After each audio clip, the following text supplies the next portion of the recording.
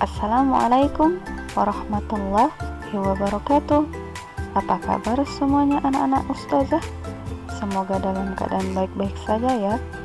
Alhamdulillah, ketemu lagi pada pembelajaran tematik hari ini.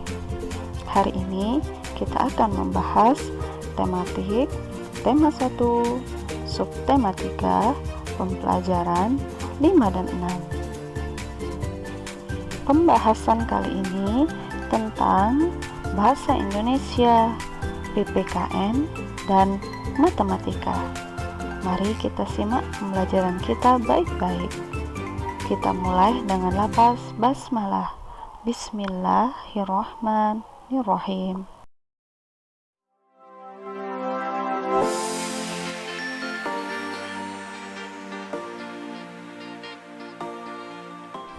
Anak-anak soleh-soleh ustazah, masih ingatkah bahwa hewan memiliki daur hidup yang beragam? Ada yang lahir dengan bentuk mirip induknya seperti kucing dan burung, dan ada pula hewan yang terlahir dengan bentuk yang berbeda dari induknya dan mengalami perubahan bentuk. Contohnya seperti kupu-kupu dan lebah madu. Kupu-kupu dan lebah madu adalah hewan yang mengalami perubahan bentuk pada tahapan daur hidupnya. Ada 4 tahapan pertumbuhan dan perkembangan dalam daur hidupnya. Ayo, siapa yang masih ingat tentang keempat tahapan dalam daur hidup kupu-kupu atau lebah madu? Contoh hewan lainnya yang mengalami 4 tahapan dalam daur hidupnya adalah katak. Yuk kita perhatikan gambar berikut. Perhatikan daur hidup katak berikut. Dari katak dewasa mempunyai telur. Dari telur berubah menjadi berudu. Dari berudu menjadi katak muda. Setelah katak muda, maka akan menjadi katak dewasa kembali. Jika ada kupu-kupu, lebah madu, dan katak mengalami 4 tahapan perubahan bentuk dalam daur hidupnya. Nah, ada pula beberapa jenis hewan yang mengalami 3 tahapan perubahan bentuk dalam daur hidupnya. Seperti hewan yang mengalami 3 tahapan perubahan tersebut adalah jangkrik, capung, kecoa, dan belalang. Berikut kita perhatikan daur hidup jangkrik pada halaman 110. Silakan buka buku kalian. Mari kita baca bersama. Jangkrik betina biasanya meletakkan telurnya di dalam pasir. Telur jangkrik menetas berupa anak jangkrik atau nimfa. Pada fase nimfa belum terdapat sayap dan terdapat pergantian kulit sebanyak 6-8 kali. Setelah ganti kulit yang terakhir dan sayap mulai tumbuh, nimfa akan berubah menjadi jangkrik dewasa. Nah, anak-anak sekalian sudah mengetahui tentang daur hidup hewan yang memiliki 3 tahapan seperti jangkrik, dan daur hidup hewan yang memiliki 4 tahapan seperti kupu-kupu dan lebah madu. Nah, anak-anak sekalian, siapa yang pernah kesel kalau ada nyamuk menggigit? Iya, ustazah pun juga kesel kalau digigit nyamuk ya. Ayo, ada yang tahu tidak bagaimana daur hidupnya nyamuk? Kalau belum tahu, kita baca sama-sama yuk. Ada di halaman 114 dan 115. Mari kita baca bersama. Ada berbagai jenis serangga di sekitar kita. Ada serangga yang menguntungkan, misalnya lebah madu yang menghasilkan madu yang berkhasiat bagi manusia. Ada juga serangga yang merugikan manusia, misalnya nyamuk yang dapat menularkan penyakit seperti demam berdarah, kaki gajah, dan malaria. Seperti serangga yang lain, selama hidupnya, nyamuk juga mengalami berbagai perubahan bentuk atau yang disebut daur hidup. Daur hidup nyamuk dimulai dari nyamuk dewasa yang bertelur di air Telur itu kemudian menetas menjadi larva. Larva bisa kita lihat berupa jentik nyamuk yang berenang di air. Larva berkembang menjadi pupa di dalam air. Pada masa istirahat ini, pupa berubah menjadi nyamuk.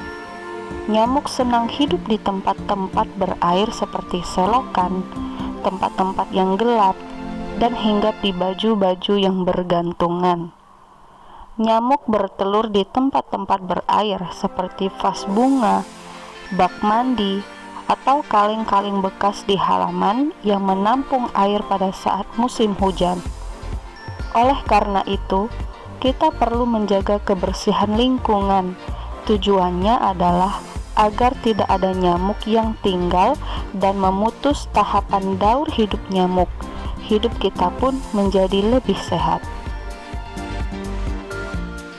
Baiklah anak-anak, dari pembacaan yang kita bacakan bersama-sama tadi, ternyata ada 2 jenis serangga yang harus kita ketahui. Ada serangga yang bermanfaat bagi manusia dan ada juga serangga yang tidak bermanfaat atau malah merugikan bagi manusia, seperti nyamuk.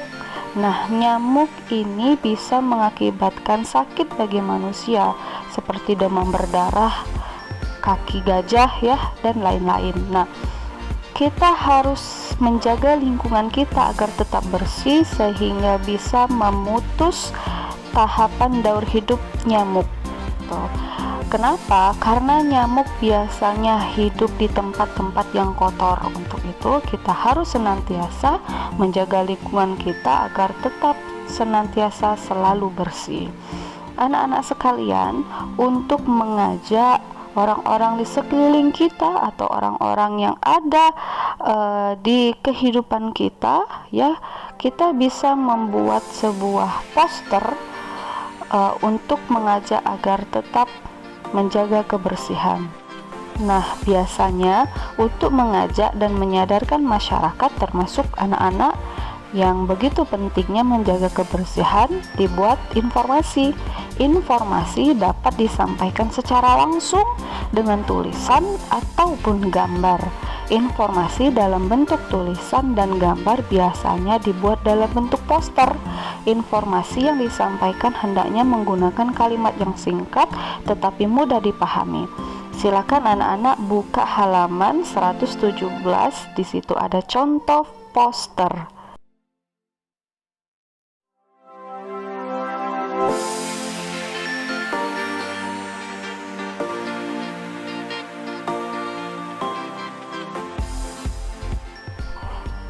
Anak-anak sekalian, kita sudah membahas tentang jangkrik dan nyamuk. Anak-anak tahu tidak, jangkrik itu biasanya bisa kita temukan di mana? Iya, bisa kita temukan di hutan ataupun di persawahan. Nah, anak-anak sudah pernah melihat belum jangkrik yang sebenarnya bagaimana? Ada yang takut atau ada yang suka memainkannya? Tapi jangkrik ini biasanya ditakuti oleh kalangan anak-anak perempuan. Nah, anak-anak sekalian, biasanya kalau anak-anak laki-laki itu sering jahil ya sama anak perempuan. Nah, kejahilan itu tidak boleh diteruskan gitu ya. Setiap orang memiliki rasa takut dan keberanian yang berbeda terhadap hewan tertentu. Kalau ada temanmu yang takut dengan hewan, bersikaplah untuk menghargai teman tersebut. Jangan kamu takut-takuti, karena akan menimbulkan trauma bagi temanmu. Ada yang takut dengan cicak misalnya, ada yang takut dengan jangkrik, dengan cacing, ya. Nah, untuk anak-anak tidak boleh saling takut-menakuti. Perbedaan yang takut dengan beberapa hewan tertentu itu harus saling kita hargai, ya. Kalau dengan nyamuk semuanya pasti tidak suka. Nah, antara perbedaan dan persamaan itu kita harus saling menghargai dan menjaga sesama itu berkaitan dengan Pancasila, yaitu sila kedua. Apa bunyi sila kedua? Kemanusiaan yang adil dan beradab. Maksud di sini adalah kita harus saling menghargai. Dikatakan kemanusiaan yang adil dan beradab adalah kita tidak membeda-bedakan, misalnya teman yang sama-sama takut dengan hewan cacing tidak mau temanan sama teman-teman yang takut dengan hewan jangkrik gitu. Artinya membuat kelompok. Nah, itu tidak boleh. Nah, kemanusiaan yang adil dan beradab juga berkaitan juga dengan cara kita menjaga lingkungan sekitar kita agar tidak terkena demam berdarah. Ini juga orang-orang yang memiliki adab yang baik atau akhlak yang baik, maka dia akan selalu menjaga lingkungannya agar tetap bersih. Kenapa? Karena kita sudah pernah mendengar bahwa orang yang beriman itu dia akan menjaga kebersihan. Ada di hadis juga ya. Siapa yang masih ingat hadis tentang kebersihan? Iya, bagaimana bunyinya? Iyap, seperti itu. An-nazafatul minal iman. Kebersihan itu adalah sebagian dari iman. Untuk itu, anak-anak yang Ustazah banggakan, kita harus saling menghargai perbedaan-perbedaan antara teman-teman kita, dan kita juga harus senantiasa selalu menjaga kebersihan agar tercegah dari penyakit-penyakit yang disebabkan oleh serangga yang tidak bermanfaat atau merugikan manusia seperti nyamuk. Seperti itu ya anak-anak, semoga bisa dipahami.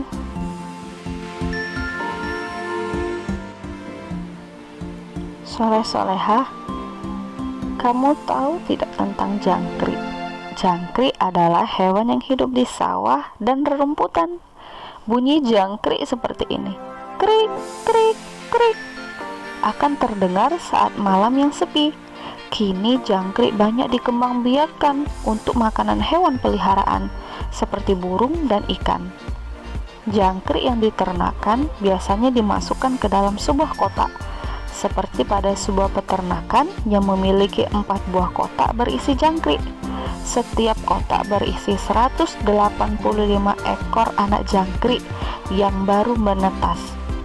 Berapa ekor banyaknya anak jangkrik yang baru menetas?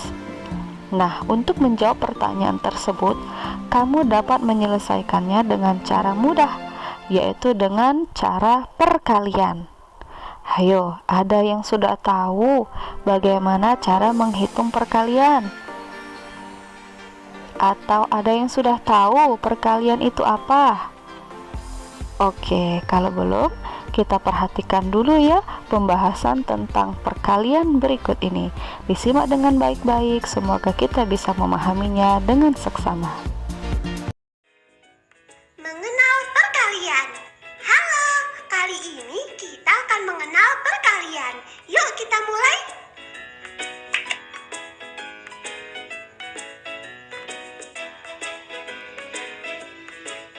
Perhatikan, Ibu Eko membawa 4 keranjang berisi buah apel. Pada setiap keranjang terdapat 5 buah apel.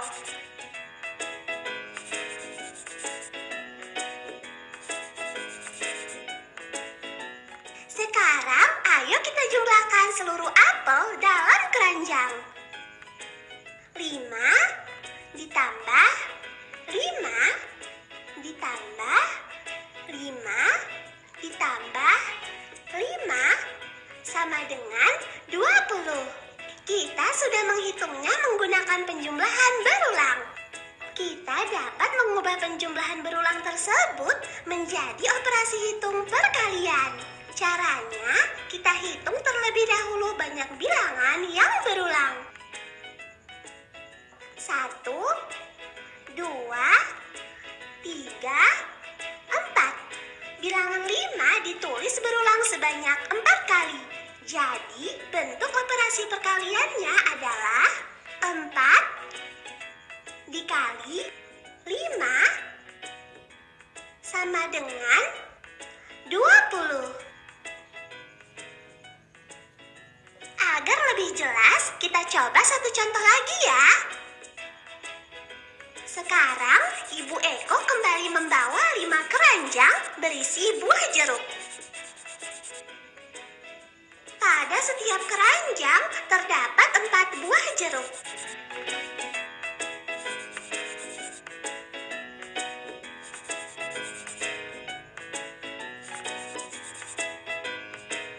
Sekarang, ayo kita jumlahkan seluruh jeruk dalam keranjang.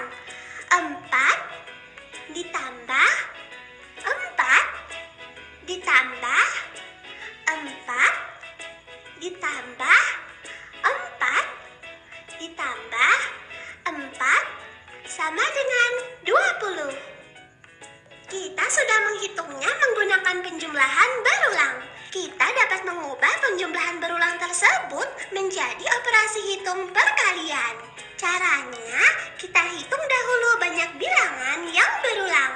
1, 2, 3, 4, 5.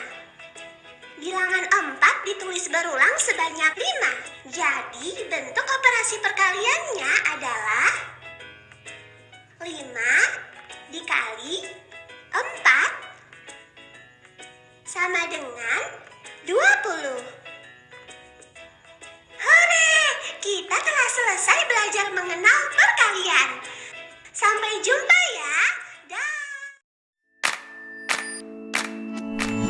Mudah ya cara menghitung perkalian. Nah, itu tadi bisa kita ambil kesimpulan bahwa perkalian artinya penjumlahan berulang atau menjumlahkan bilangan yang sama secara berulang. Seperti itu ya, Nak. Perkalian itu adalah penjumlahan yang berulang. Jika sudah memahami bentuk perkalian itu bagaimana, sekarang kita harus mempelajari juga tentang perkalian, menghitung perkalian, cara bersusun ke bawah. Perhatikan videonya dengan baik-baik ya, Nak. Perkalian bersusun pendek. Halo, ternyata perkalian bersusun dapat dihitung dengan cara yang singkat dan cepat loh. Mau tahu caranya? Yuk perhatikan.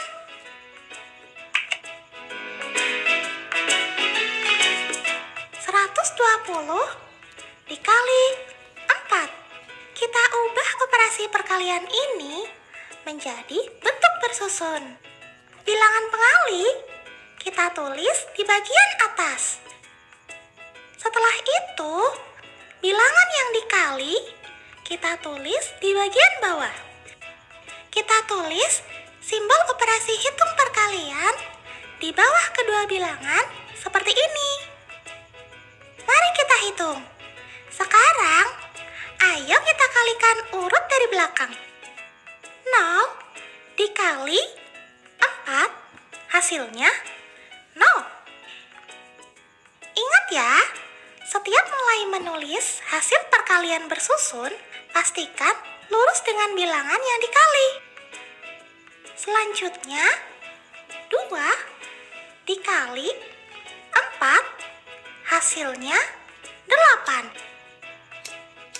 Selanjutnya, 1 dikali 4, hasilnya 4. 480. Jadi, 120 dikali 4, hasilnya 480.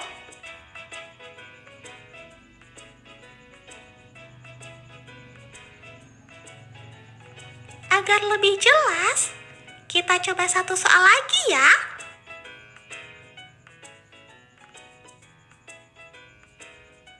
341 dikali 5. Kita ubah operasi perkalian ini menjadi bentuk bersusun. Bilangan pengali kita tulis di bagian atas. Setelah itu, bilangan yang dikali kita tulis di bagian bawah. Kita tulis simbol operasi hitung perkalian di bawah kedua bilangan seperti ini. Mari kita hitung. 1 dikali 5, hasilnya 5. Ingat ya, setiap mulai menulis hasil perkalian bersusun, pastikan lurus dengan bilangan yang dikali. Selanjutnya, 4 dikali 5 hasilnya 20. Angka yang di belakang, yaitu 0, kita pindah di sini. Angka yang di depan, yaitu 2, kita simpan di atas. Selanjutnya, 3 dikali 5 hasilnya 15. Ingat ya, kita masih menyimpan 2 di atas. Jadi, 15 tambah 2 hasilnya 17. Karena hasilnya ribuan, jangan lupa diberi tanda titik ya. 1705. Jadi, 341 dikali 5 hasilnya 1705. Apabila belum jelas, ulangi video ini ya.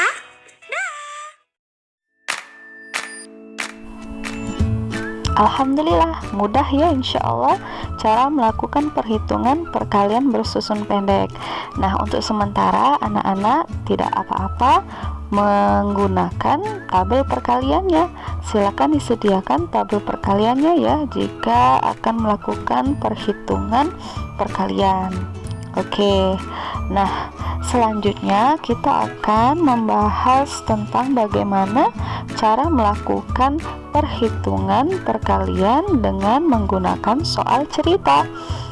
Silahkan anak-anak perhatikan juga video cara menghitung perkalian dengan menggunakan soal cerita.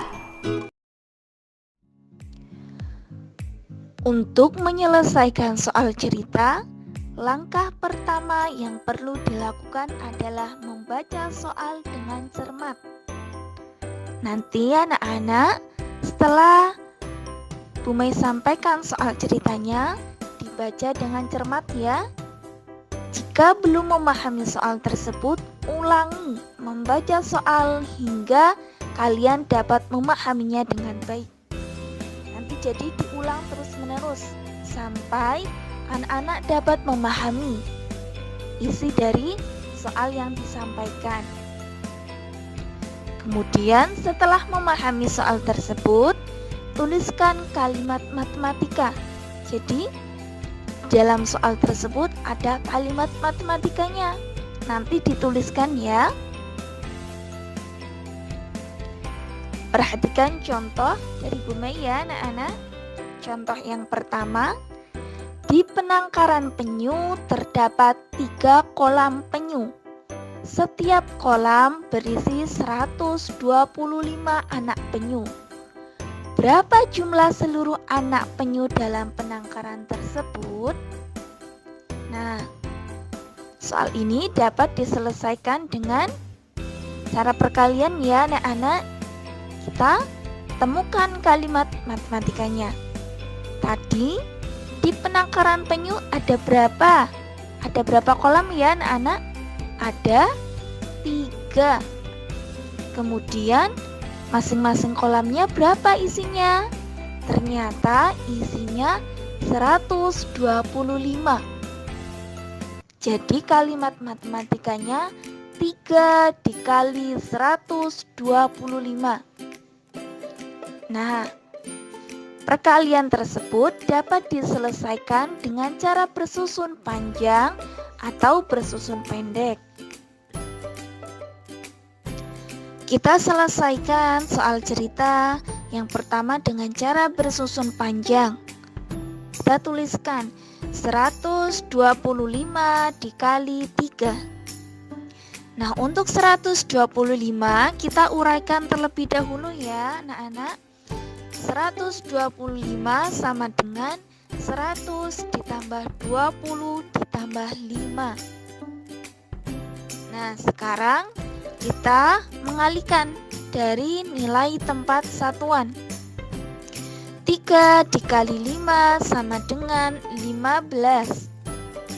Selanjutnya 3 dikali 20 hasilnya 60. 3 dikali 100 sama dengan 300. Nah, dari hasil perkalian kita susun ya untuk menjumlahkannya.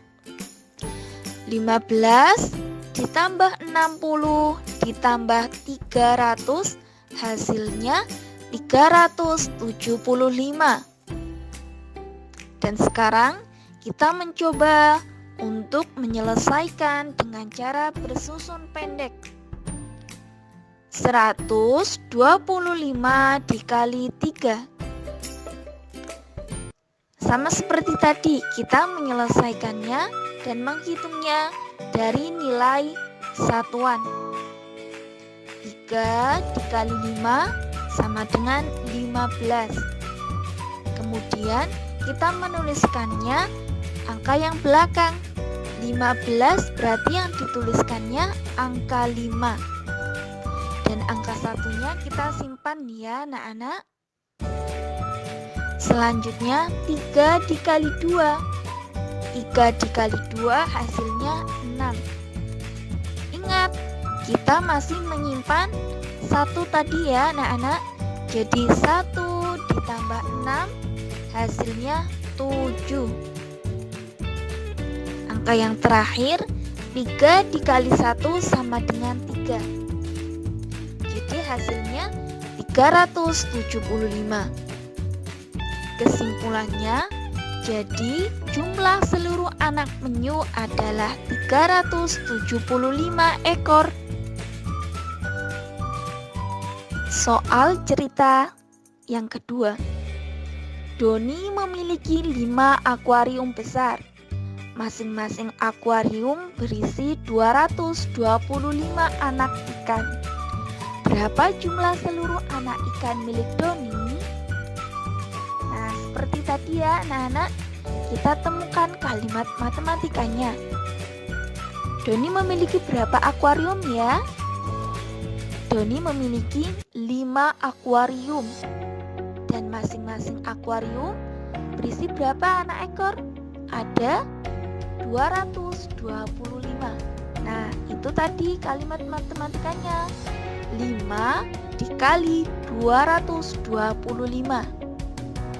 Untuk penyelesaiannya sama-sama dengan cara bersusun panjang atau bersusun pendek ya anak-anak. Yang pertama dengan cara bersusun panjang. 225. Kita uraikan. 225 sama dengan 200 ditambah 20 ditambah 5. 5 kali 5 sama dengan 25. Selanjutnya 5 kali 20 hasilnya 100. Dan 5 dikali 200 hasilnya 1000. Setelah itu kita susun ya anak-anak. Tadi dijumlahkan semuanya. 25 ditambah 100 ditambah 1000. Hasilnya 1125. Kita susun yang kedua dengan cara bersusun pendek ya anak-anak. 225 dikali 5. Kita selesaikan dari nilai tempat satuan. 5 dikali 5 hasilnya 25. Dan kita menuliskannya angka yang belakang. Jadi dituliskan 5. Dan kita masih menyimpan 2 ya anak-anak, karena 25. 2-nya kita simpan. Kemudian bilangan selanjutnya 5 dikali 2. 5 dikali 2 hasilnya 10. Nah, karena tadi sudah menyimpan 2, sehingga 2 ditambah 10 sama dengan 12. Nah, di sini kita juga menuliskannya angka yang belakang, jadi angka 2. Kita menyimpan 1 ya anak-anak. Kemudian 5 dikali 2 hasilnya 10. Dan tadi kita masih menyimpan 1. Jadi bilangannya 1 ditambah 10 hasilnya 11. Kita tuliskan 11 ya anak-anak. Jadi 225 dikali 5 hasilnya 1125. Penyelesaiannya, jadi jumlah seluruh anak ikan milik Doni adalah 100. Mohon maaf, jadi jumlah seluruh anak ikan milik Doni adalah 1125 ekor. Nah, itu tadi ya anak-anak soal cerita. Kemudian kita selesaikan dengan cara bersusun panjang maupun bersusun pendek. Dari penjelasan yang Bu Mai sampaikan, kira-kira anak soleh dan solehah kelas 3 sudah dapat memahaminya?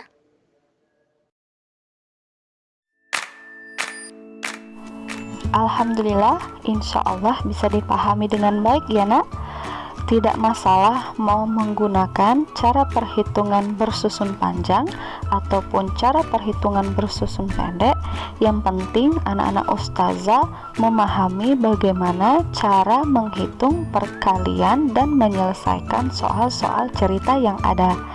Nah, untuk matematika ini anak-anak harus sering-sering latihan, karena kalau tidak latihan maka kita akan mudah lupa atau tidak bisa menghitung bagaimana cara menyelesaikan soal tersebut. Anak-anak sekalian, alhamdulillah sampai di sini dulu pembelajaran kita hari ini. Semoga Allah senantiasa selalu memberkahi kita semua dan memudahkan anak-anak dalam menuntut ilmu.